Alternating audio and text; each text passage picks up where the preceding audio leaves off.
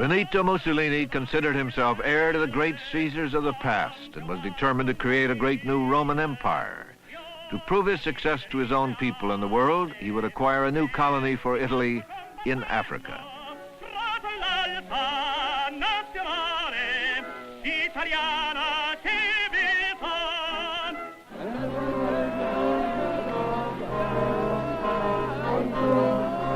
In 1930, in the East African nation of Ethiopia, Haile Selassie was crowned Emperor, King of Kings, the Lion of Judah. According to legend, this proud emperor was a direct descendant of Solomon and Sheba.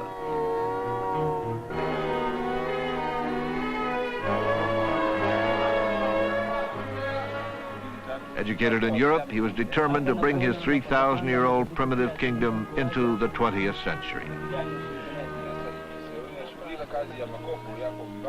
This is a story of brutal conquest and blithe ignorance. Ethiopia, a primitive African kingdom, would soon be overrun by Benito Mussolini's mechanized fascist army. The tactics used by the Italian forces would outrage Americans. As we launched protest after protest to no avail, we would fail to recognize that what had occurred was the final chapter of a century of European imperial conquest and the first hint of the manner in which World War II would be fought.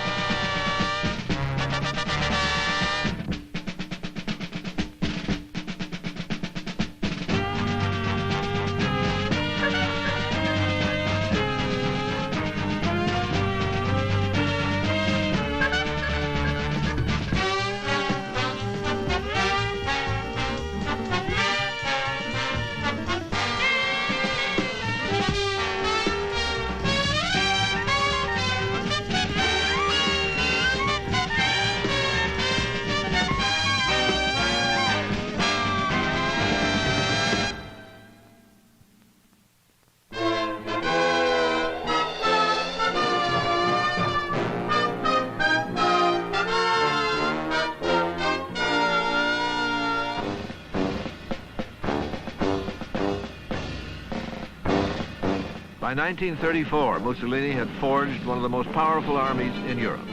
He proclaimed that it was Italy's duty and right to colonize and civilize Ethiopia. In her first attempt, Italy had been defeated in 1896.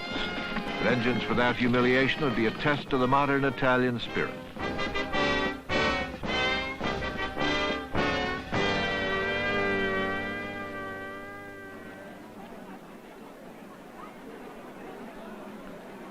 Haile Selassie was enough of a realist to take Mussolini seriously, but he placed his faith in the League of Nations to stop Italian aggression, and the rest of the world shared his hopes. Ethiopia was not representative of Africa. As one of two independent nations on that continent in 1935, we tended to view Haile Selassie's kingdom as a totally isolated entity. As for the rest of Africa, few native emissaries ever visited the formal reception rooms of the State Department. Africa was simply considered a European colony. Black Americans who might have raised their voices in protest were themselves not fully franchised as American citizens. In the 1930s, they were a silent minority. So the problems of Africa in general and Ethiopia in particular were largely beyond the concern of most Americans, an opaqueness we would all pay for. Italy's Ethiopian venture was the outgrowth of the political turmoil that followed the First World War. By 1922, a restless journalist named Benito Mussolini and his ruthless fascist party emerged from the pack. Mussolini promised law and order and a war on communism. Mussolini sprang to power with his flamboyant march on Rome and aligned his fascisti with the church, the monarchy, and the middle class. He became prime minister under King Victor Emmanuel. His strong will and charisma instilled a new pride in Italians. During his bombastic reign, the strutting Il Duce would spread fear throughout Europe as he announced plans to rearm Italy. Mussolini was impulsive, ambitious, unpredictable. He was also a tyrant, and a militarist who once said, "War is to man as maternity is to woman." Mussolini would wage war with a modern mechanized army and a powerful air force. The dictator admired American General Billy Mitchell and was impressed by his demonstrations of air power. Because Il Duce's militancy and saber rattling alarmed many Americans, in 1931 he broadcast a message of peace to the United States. Ladies and gentlemen, I am very glad to take this opportunity. Italy will never take the initiative in promoting war. By 1934, the world depression slowed down his domestic program. Mussolini decided that his people needed a national challenge to boost their spirits. They would acquire a new colony next to Italian Somaliland in Ethiopia. His target was Walwal, a desert watering hole. On December 5, 1934, under the leadership of Marshal de Bono, an incompetent World War I general, Italian troops provoked a skirmish over the water rights at Walwal. The Ethiopians were easily routed in this test encounter.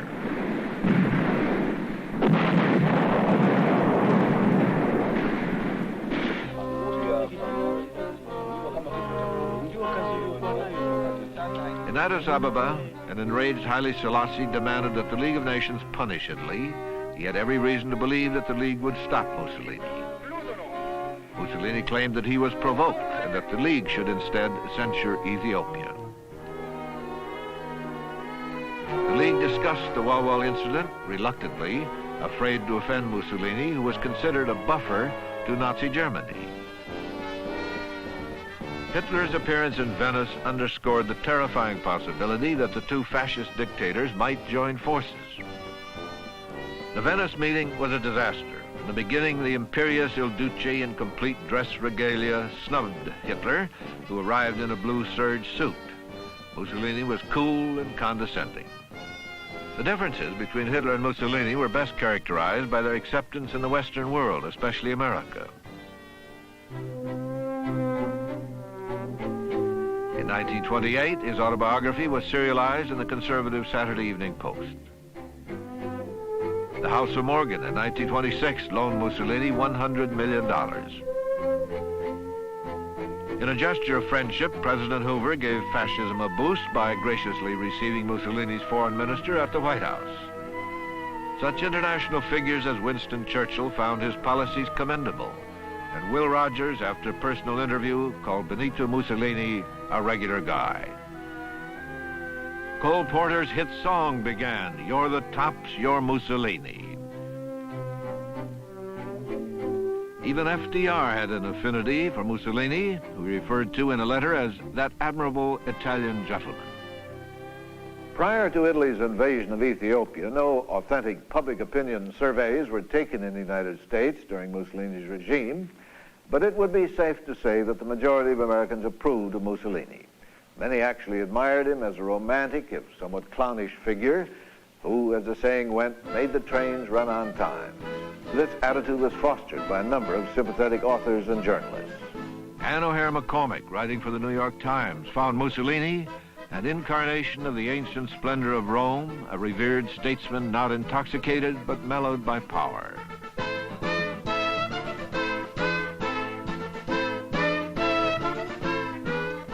Lincoln Steffens, a widely syndicated journalist, waxed poetic that, I quote, "God had formed Mussolini out of a rib of Italy." As early as 1923, however, Ernest Hemingway wrote that Il Duce was the biggest bluff in Europe.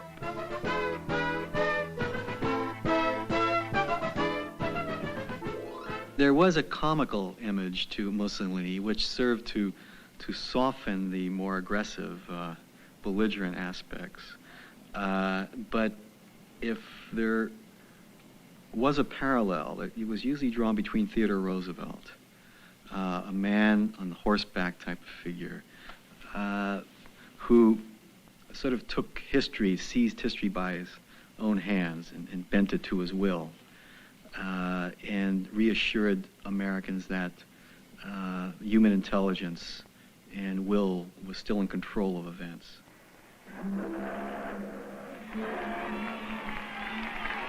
From San Francisco to New York, Italian Americans lionized Il Duce.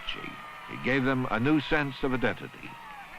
Mussolini was symbolic to American Italians, not because Italian Americans were fascist, not even because Mussolini was fascist, but because Mussolini was an Italian.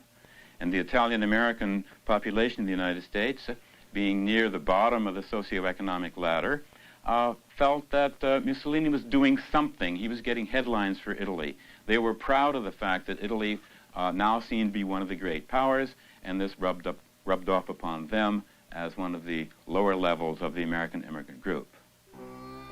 For the blacks in America, it took a flamboyant figure, Marcus Garvey, to remind them of their African heritage. In the 1920s, his Back to Africa national movement influenced many blacks.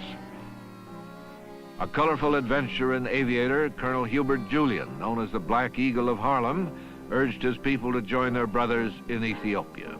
Blacks were developing a political consciousness. Novelist Richard Wright described their bitter legacy.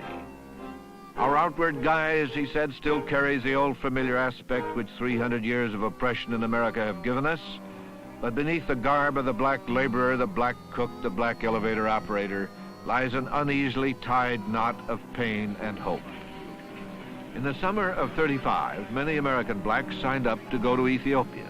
There's no record of how many, if any, actually did go. Nevertheless, the hostility between blacks and Italian Americans became intense. There are a number of them, riots in Harlem and in Little Italy and Mulberry Street in New York City, and there were clashes reported in Chicago and San Francisco between blacks and Italian Americans. But the most dramatic episode occurred during the heavyweight prize fight between Joe Louis and the Italian contender Primo Carnera. There were riots afterwards outside the stadium and knifings, and some pistol shots were fired. The New York riot squad had a busy evening that time.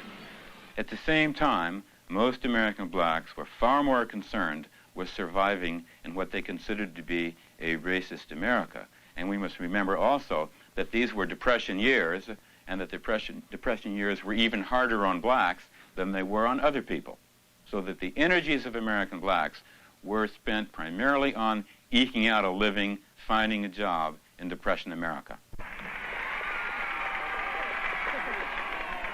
As for the national policy, it had not changed in the 30s. America was still an isolationist country, remembering too vividly the First World War. Despite what happens in continents overseas, the United States of America shall and must remain as long ago the father of our country prayed that it might remain, unentangled and free.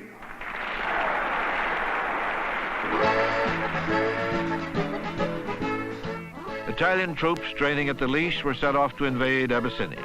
Il Duce was encouraged in his African venture. The League of Nations had taken no action in the Wall Wall controversy, and Mussolini was aware of a secret agreement between France and Britain not to interfere with his plans.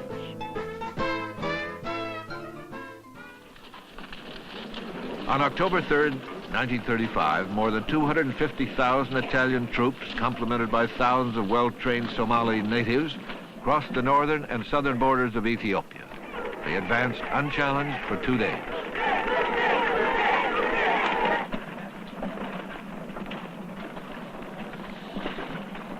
From Addis Ababa, Selassie announced to the world that Italy was the aggressor.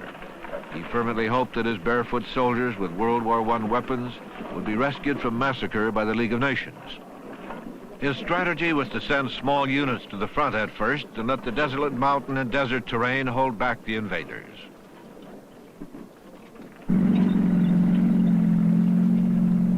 The first major confrontation was at Adawa, the site of the Italian defeat in 1896.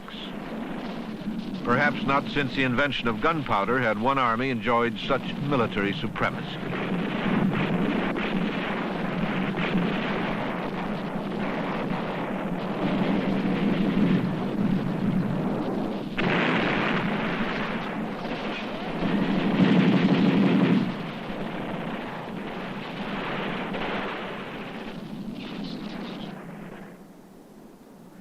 took only 4 days for the fascist army to achieve victory and avenge their earlier humiliation. The war was marked by much pure savagery. Mussolini's mechanized army decimated Selassy's primitive tribesmen.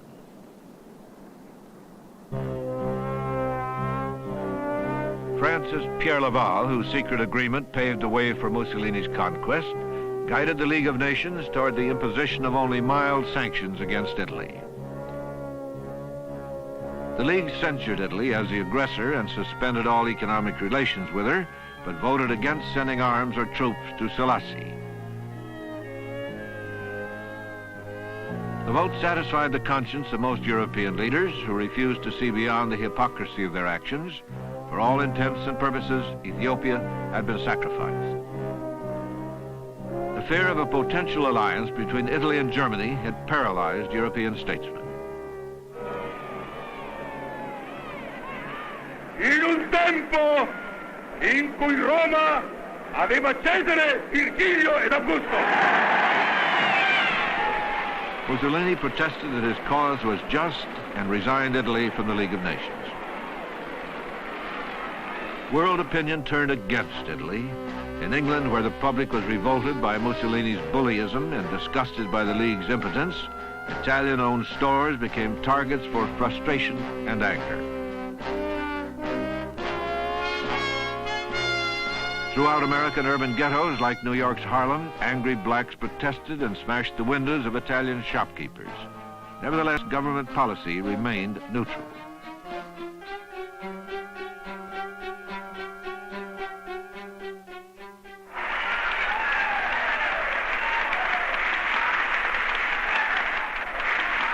The United States is following a twofold neutrality towards any and all nations which engage in wars that are not of immediate concern to the Americas.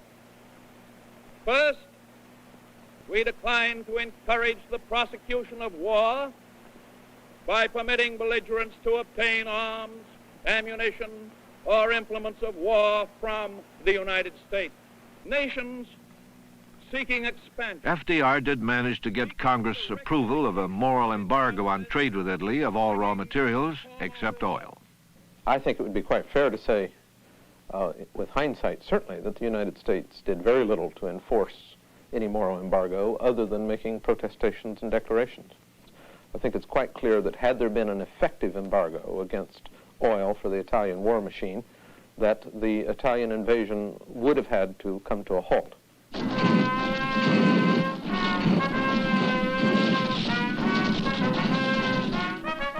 Mussolini, with a free hand to pursue the war, ordered his army to conquer Ethiopia as quickly as possible.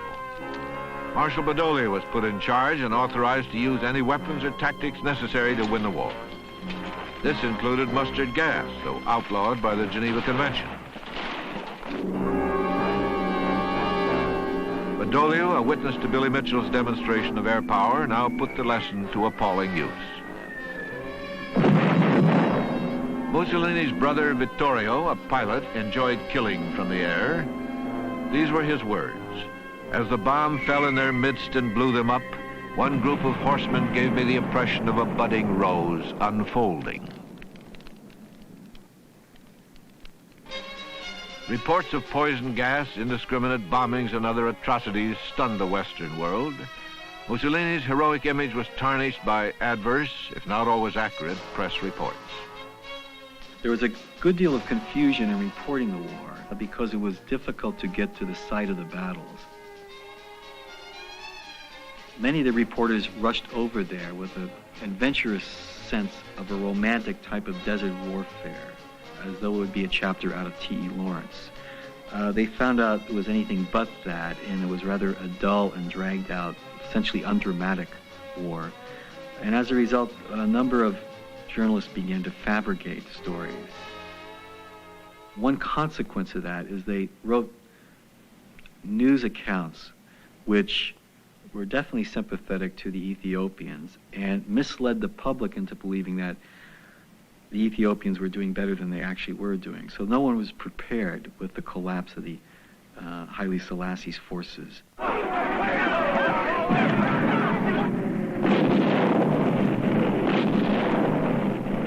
Mussolini was surprised by the speedy Italian success. Prepared for a 6-year war, it ended in 6 months. The efficient Italian war machine devastated both Salazzi's primitive army and his primitive country.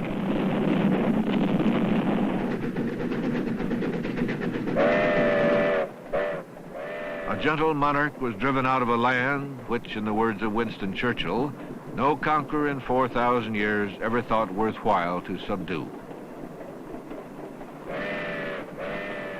Emperor Selassie and his 2 sons were forced to flee before the Italians marched on his capital, Addis Ababa.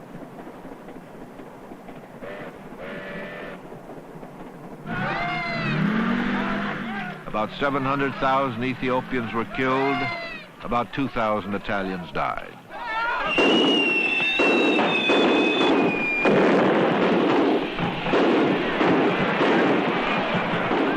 On May 9, 1936, Mussolini declared in Rome that Ethiopia now belonged to Italy.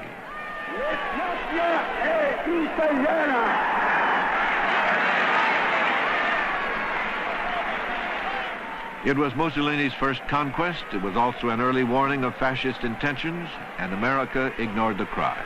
It was held by Franklin Roosevelt that eventually Il Duce would restore democratic processes and parliamentary forms of government, so that our support for fascism was based on, I think, 2 fallacies. One was that fascism is the answer to communism, and secondly, fascism is a transitory episode that will eventually result in the restoration of democratic forms of government. Now, neither of these 2 assumptions proved to be the case.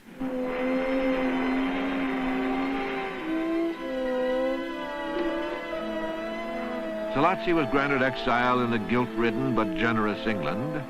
However, he demanded the opportunity to address the League of Nations as soon as possible, hoping to salvage at least his self-respect.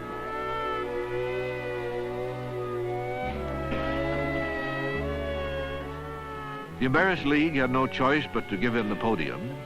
Italian journalists heaped upon him the final and most humiliating indignity. Monsieur le Président, Monsieur le...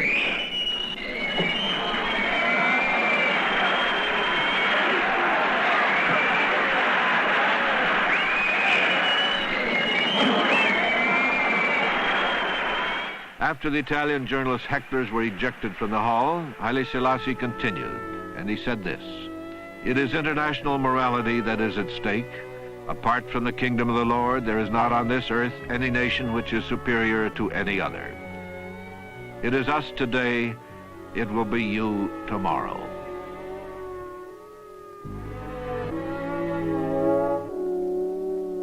The wisdom and prophetic nature of Haile Selassie's speech at the League of Nations went unheeded.